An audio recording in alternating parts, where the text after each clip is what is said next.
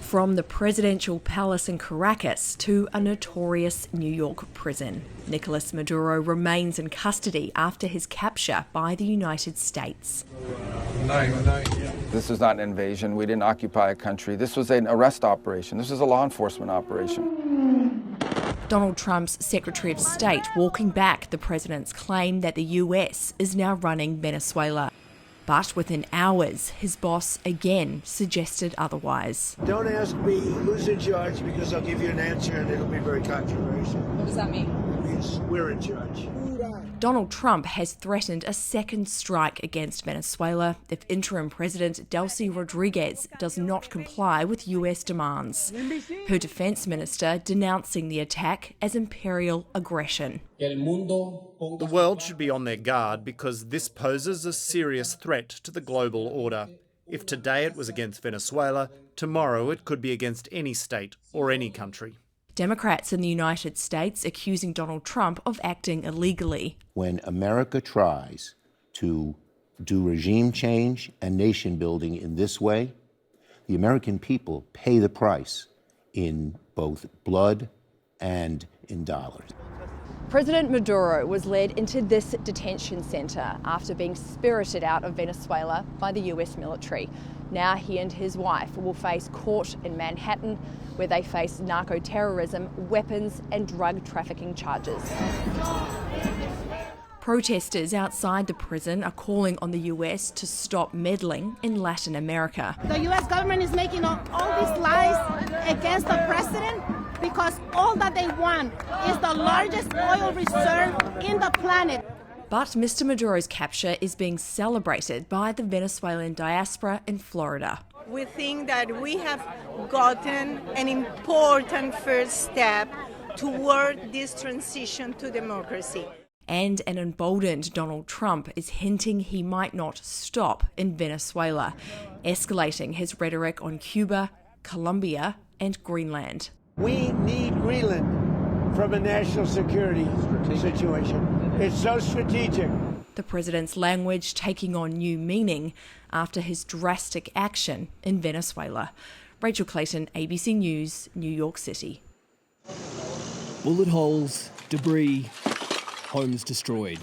Daylight revealing the destruction from the US military operation and the shock from those who call this city home.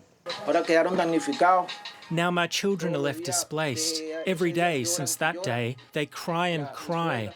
My mother-in-law cries and cries. My kids say, "Dad, I lost my home. Why? Why?" And less than 48 hours after striking Venezuela, US President Donald Trump has warned Colombia could be next. Colombia is very sick too, run by a sick man who likes making cocaine and selling it to the United States. And he's not going to be doing it very long, let me tell you. So there will be an operation by the US and... It sounds good to me, yeah. But in the face of the threat, Colombia's president remained defiant, calling on Latin America to unite or risk being treated as a servant and slave. The strikes on neighbouring Venezuela has Colombia on heightened alert, building up its forces along the border. The US operation to capture Maduro had been in the making for months and just needed the right conditions for the go-ahead. Trump finally gave that order at 11:46 p.m. local time on Friday. Around 150 aircraft were involved, including Special Forces helicopters and fighter jets.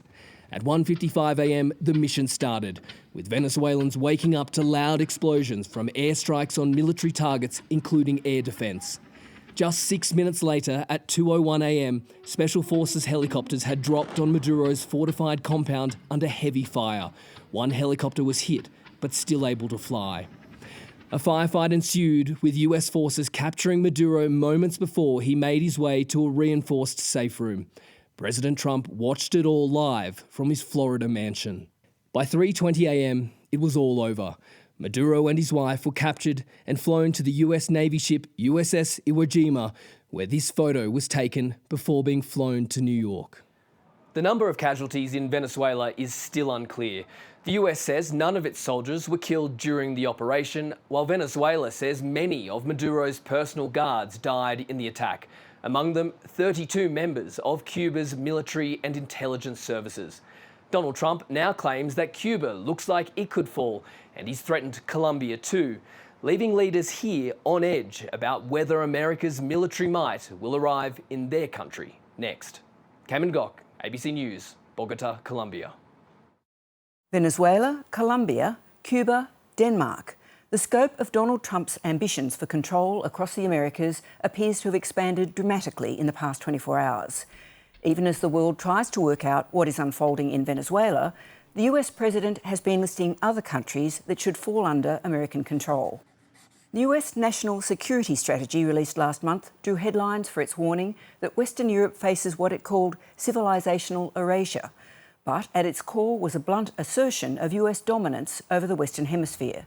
It says the United States must be preeminent in the Americas to protect its security and prosperity, with guaranteed access to strategic assets and supply chains. Trump's unorthodox methods may have obscured the fact that this strategy is already being implemented. A $20 billion loan to friendly Argentina, punitive tariffs on Brazil's left-wing government. But there are consequences. Brazil has moved closer to China, precisely the kind of influence in the Americas Trump says he wants to prevent.